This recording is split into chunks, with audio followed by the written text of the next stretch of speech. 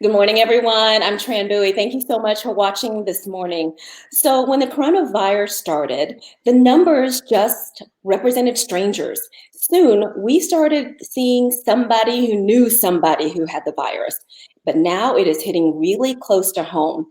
So just yesterday, my friend Virgil Rhames, a high school friend, posted on his Facebook page a very emotional video revealing that he had tested positive for the coronavirus on Monday. He lives in New York City. He is a healthcare worker, and now he is confined in home isolation in his basement. And that is where he joins us now live. Hi, Virgil. This is so funny because we actually went to Southside High School together in Fort Smith. So hi to all the rebels out there. So I don't even know when the last time I saw you, but I don't think you've aged. That's funny. Um, so I don't want to bury the lead. You just got back from a doctor's appointment today. Tell me what is your news. Good news today? Yeah. Unfortunately, I can't go to my doctor. I have to do a televisit. And, for the past 2 weeks, I think my first appointment was about 2 weeks ago. And the televisit really is just him, meeting in the office and I tell him my symptoms and what's been going on. And, I basically was able to confide in him that I had some patients who had tested positive recently and that I had come in personal contact with them through my job. And, that I was very concerned about my symptoms also because I have family members. I have a son with asthma. I have two in-laws that I live with. We have a two-family house, and I'm worried about them getting sick as well. So it was a big concern for me to, not only find out what was going on with me, but to find out if it was COVID or not. He wasn't able to test me originally because they weren't offering testing. And also with the symptoms that I had, they weren't severe enough to get tested. So, and at that time, and I think it is still currently like this, you pretty much have to be in a hospital in order to get testing. And, so with the symptoms I had, he was basically saying, you probably should isolate. You probably should, self-isolate at home. And I need you to do that for like 7 days. And, to the level of isolation at first, I really wasn't in my basement yet. I think I was at that time, I was just kind of like unsure what was going on. I thought I just wasn't sure if I had a cold or if it was a seasonal allergies or not.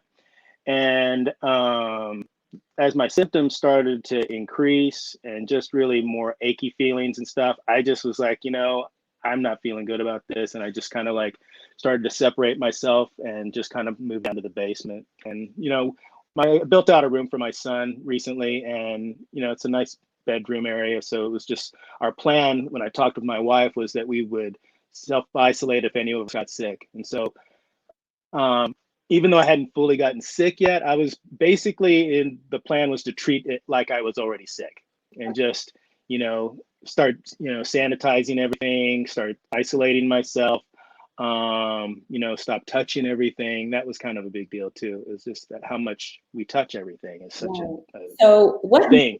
what made you decide to make this public? Because I know that you are a healthcare worker as well, so you're exposed to this all the time. Yeah, we are. And, there's no telling. I think this experience has really made me be hyper vigilant about it and also just how much I come in contact with everybody else. So once I was diagnosed positive, I was just kind of like, I don't know, I think I would start reading what everybody was posting on Facebook and their perspective and stuff. And I just remember specifically just one of the reasons why that triggered me to make that post yesterday was that I had some friends in Arkansas who were commenting about New York, and to me, I took it personal, and it was just like, I didn't think people understood the perspective of what it's really like being here. And, I think there was a comment made about people being on a bus and how close they were and stuff. And, I needed people to understand what it's like for us as New Yorkers and as a healthcare worker, what it's really like. And, I wanted to put it out there kind of in a personal way so that people knew what the struggle was, but also needed people to understand that there's hope that I'm not dying, and I think there's so much fear out there. And I really wanted to break that wall of fear and just say, look, we're going to get through this. I'm going to survive this. I'm doing everything I can. I'm taking lots of precautions, and it's not easy. I'm, going back to work on Monday, Well, it kind of scares me a little bit, Yeah, I'm scared for you. So let's go to New York City. I looked up the numbers, and it was reported there was a record 800 plus coronavirus deaths in one day. Let's Yeah. talk about that situation. What does the scene look like? I've seen some photos, but you live there. So what does the city look like? What are the hospitals like right now? Being that I haven't been in the hospital in over a week, it's it's hard to say this because a lot of what I was feeling and the frustration was that the level of social distancing and sanitizing that I try to maintain in my house, it was the opposite sometimes in the hospital. And a lot of times what I would see was like, they're not social distancing. All these people are sitting at a table eating together. We shouldn't be doing that, And so I was like for weeks just on this kind of like rampage, like just telling people, you know, we've got to do better. We've got to spread people out. We've got to like, this wave is going to hit this hospital really soon. And I just, as many things as we did to try to prevent it, it was unpreventable. It was just one of those things. Do you think There's people people coming in and out all the time. you What's think that? people are just not taking it seriously yet because it hadn't hit close to home? They didn't know anyone yet. That's what a lot of it is. A lot of it is also just ignorance. There's really common sense things that people should be doing that they're not doing. But then I think when we started to first see our first patients test positive, that just scared people. And some people just didn't come to work. They called out sick. Other people were sick and immediately just like were not able to come to work. So yeah, we had a staffing shortage before all this, and then when that hit, it was 50% of the nurses that were all calling out. So that Wow. was tough and challenging. And when that happens on if you're on the front line, it's like losing all your gunners. It's just like what are you going to do? Right. And so everyone relies on everyone else at a hospital. And it's very, I'm on an interdisciplinary team. And a lot of what we were normally doing a month ago has completely changed. And we don't do groups anymore. A lot of our activities that I would normally do have all been canceled. And so, yeah, lately, I think what we've been doing a lot of FaceTime visits with patients and their families because their families can't come to visit and haven't been able to for the last month. And they're hearing all this news about New York and the virus, and the virus has entered the hospital, and these people are left with very little information about their families and loved ones, and the ability to talk to them is just not there. And the numbers in New York getting better? Are we seeing? I'm hearing that there is some progress. There's some good news. I'm hearing reports of plateauing right now, and I'm even getting reports from other hospitals about that and coworkers. I think it's just too early. A lot of the data is always following by days. So I'm not ready yet. I'm not out of the woods yet. So I'm just like, Yeah. I'm a little nervous about that prediction right now. And Yeah. then, we had a warm day yesterday, and there were fools at the park, hanging out at the park, like birds, they're all grouped together like pigeons. Right. And that's just Well, crazy. So like, yeah. So I'm reading some of the message. Your friends are being very sweet, sending prayers, and glad you're feeling better. So those of you who are watching right now, if you do have some questions for Virgil, please just type them below. We're going to try to answer them. Yeah, thanks for the prayers. Yeah, you have a huge support system and a fan base out there. I love it. The people who are out, what is going on now with authorities? Are they citing people, giving warnings, sending them away, or is it just up to the citizens? It's mostly up to the citizen because there's not like they're giving fines or anything at this point in time. They will tell people to disperse if they see them gather in groups and stuff. And I also think that we as citizens are also kind of encouraged to kind of like, hey, if you see something, say something. Right. I don't think they're going to be snitching necessarily, but I do think that, you know, people have to be friendly about it and just kind of like, hey guys, seriously, and I think it's going to be tough. You got a lot of young people, maybe millennials and high school kids, are, they're not all in school all day. So, they're tempted to go out and hang out with each other, things like that. So, Yeah, so stay. So let's yeah, get back to your symptoms when, because I saw that you had posted, and I had also seen it, Chris Cuomo's video, because Chris Cuomo, the television journalist, has yeah, also tested positive, and he was talking about some of right. his symptoms, and a very interesting video that he posted was that if you're not weak enough to actually be hospitalized and on a ventilator, that even though you feel weak, like you need to fight. You need to fight with all your might, Absolutely. push yourself through. Hmm. Tell us, like, walk us through that physical process. What was going on when you started to get sick? Well, I mean, the first thing that happened was just like a head cold kind of feeling. I really, it was 4 weeks ago, I had called out sick, and I just had a really bad head cold, and that's all I thought it was. I thought it could have been seasonal allergies, but I just wanted to be sure. And so because I was feeling not that well, and then at that time, New Yorkers who were being told, look, if you don't feel well, don't go to work right now. So I just took it real seriously. And also because of the environment I work in, there's just no telling how many things I've been exposed to, honestly. And I get a list actually in the mornings of contact list and patients that have certain diseases you need to stay away from. Mm-hmm. So it's like walking through a virtual minefield a lot of times. But the head cold was the first thing I noticed.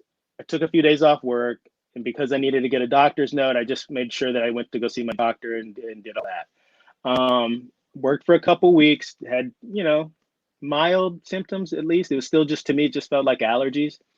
But then I started to feel body pains, like body aches and pains. And a lot of that I just thought was You just, ever felt before, or was it like nothing you ever felt before, or did it feel familiar to where you kind of ignored it? it felt familiar. So I wasn't ignoring it, but it felt like something was reoccurring. So I wasn't sure if it was like arthritis.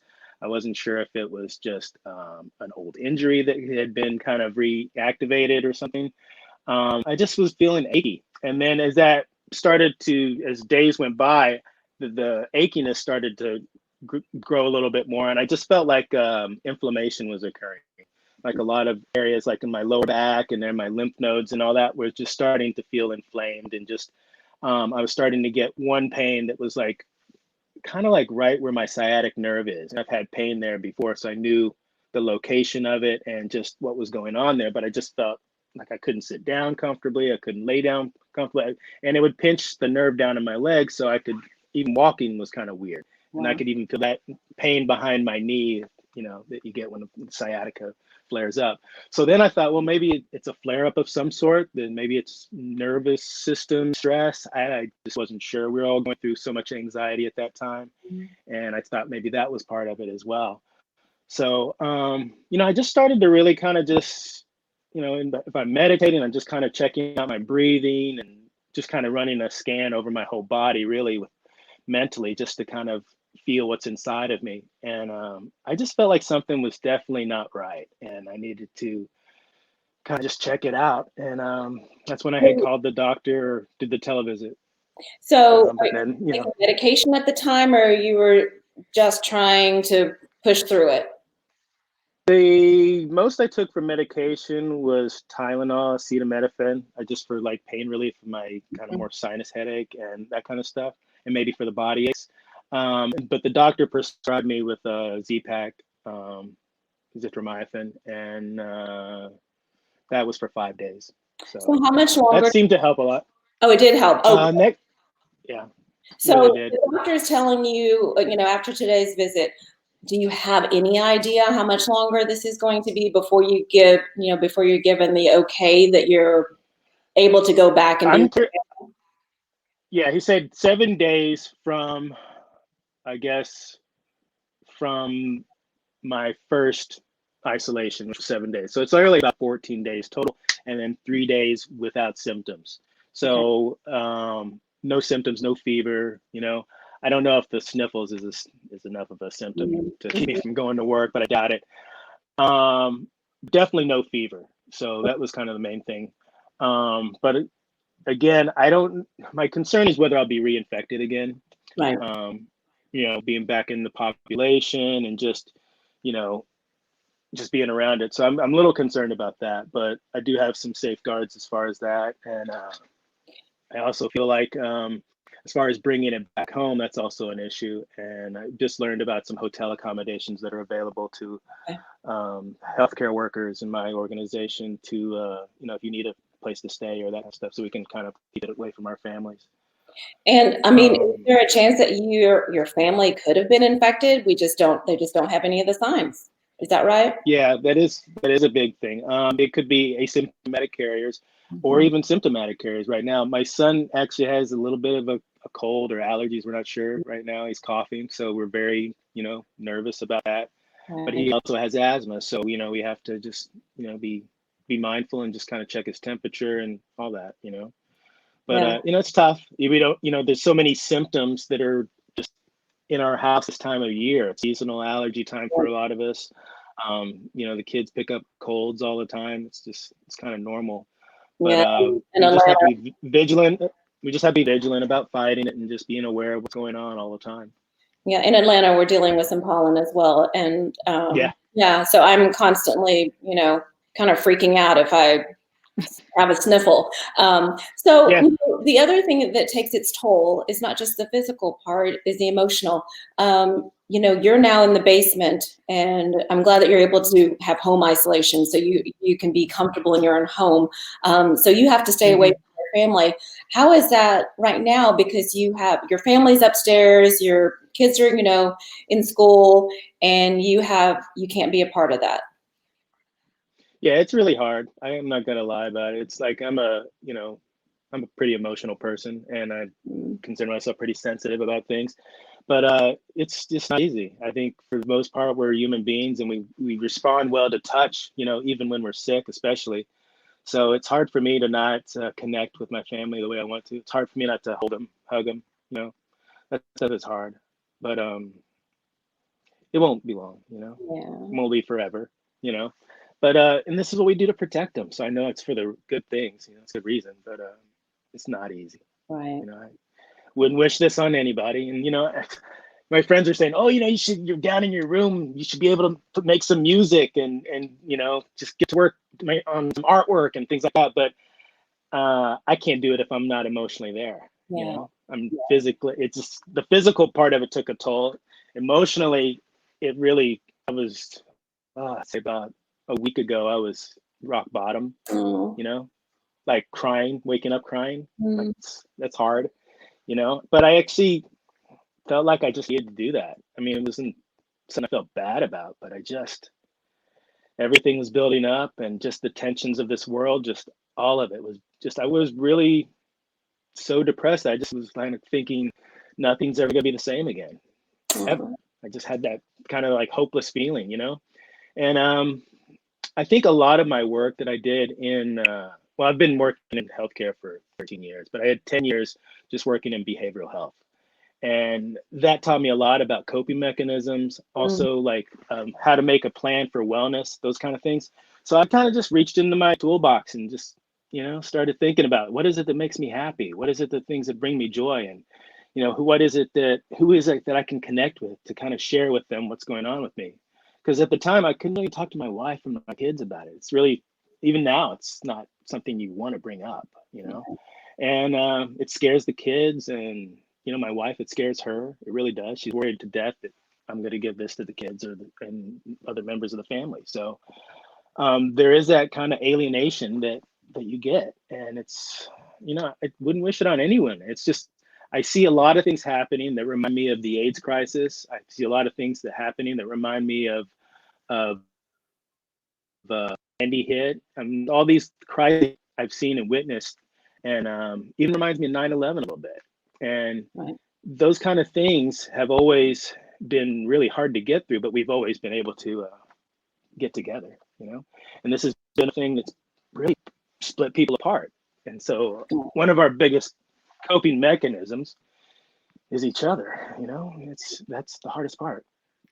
Well, I mean, obviously, I'm no expert, you are, but I hope that you will turn to your support system. Right now it is on social media, but Yeah, I have been. we are here for you, and I'm so glad that Yeah, you announced it, because we don't know what people are going through right now. And so we want to understand it, and we want to feel it too. And I can feel your emotions as you're speaking about it. And I mean, I can't, sit here in my home and, say that I understand any of it, but I do feel what you're feeling, just the isolation and just the grief. But we're glad that you had some great progress, and thank you for sharing this with us. Oh, we have a question from Terry. How is it hey determined? Terry. How is it determined that you are no longer contagious? Many people seem to recover, then relapse, and then there are conflicting theories as to whether it's a reinfection or a dormant phase of the same infection. Any information you could provide on this? Not a lot. I'm actually, being that I'm going through firsthand, I feel like I'm going to be testing this theory out.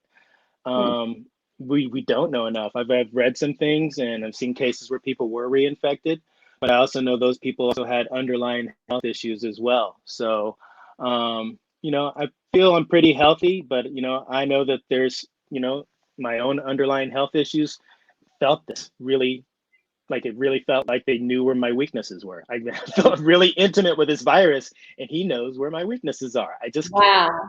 can't believe that. That's really weird. And it just hit me in all these places that I thought, God, man, this, you know, I don't, and even emotionally, mentally, I think that's a place, like it knows, oh, it knows I can get depressed, right? And I was Hmm. like, geez, how did this virus know that, And I'm just like, I Wow. really just I have not heard that. wanted to fight back in so many ways. Yeah, it's totally, and I think Chris Cuomo talked about the tremors, I believe he mentioned it was called, but they're these kind of fever dreams and things like that. I had one of those, and it was just like when he mentioned it, I was just like, I can't believe it seeps into your dreams. It seeps into your psyche Wow. to that level. And yeah, I had a crazy dream. I had this one where I thought the patients were trying to elope from the hospital. They were literally crawling out into the elevator that I was in, and they were just kind of like filling up the elevator and trying to escape the hospital. Oh my So goodness. yeah, it was It's time to wake up, surreal. right? No, I woke up sweating. Like I was like sweating from head to toe. Oh It was my that kind of, yeah. So yeah, that was another one that was just like something's wrong. Um, but yeah, I think there's for everyone it's going to be something. If you've got some underlying issues, if you've got some a history that of medical history problems, it puts you in that area of weakness. And Now is almost the time to really work on, getting ourselves better, like healthier mentally, physically, because our immune system, but also now you're saying you're, psychologically and mentally, that you need to be healthy to fight this off. absolutely. I've been working on that too. And I feel like when I go back to work, in order for me to help other people, I have to help myself and be strong first, especially mentally. Doing this is a real challenge. And, I'm good at what I do. I really enjoy it. But, I got shook. It really scares people with this disease. And I feel a lot stronger now. I'm going to be able to come up and help people and stuff. I definitely want to do an antibody test as well to see if my antibodies are, resistant to this virus. And, I'm going to be doing some studies for that as well. Yeah. Yeah, so I don't know. For me, it's personal. I really want to fight this thing and, you know, help my community, help the people around me, help my family, you know. Okay, well, So I'm going to check back with you in a week, and you're we going to will. get a great progress report. And you've helped us today, just sharing your story and just reminding. Thanks for reaching out. Yeah, it's I good to really, see I you. really appreciate it. Thank you. I will check in on you soon. And thank you everyone this morning for watching, and just keep sending Virgil just the positive love vibes, because he really needs it right now. I do. And Thank we you. get better soon. Thank you. Yeah, be safe, everybody. Be safe. All right, bye-bye. Thank you.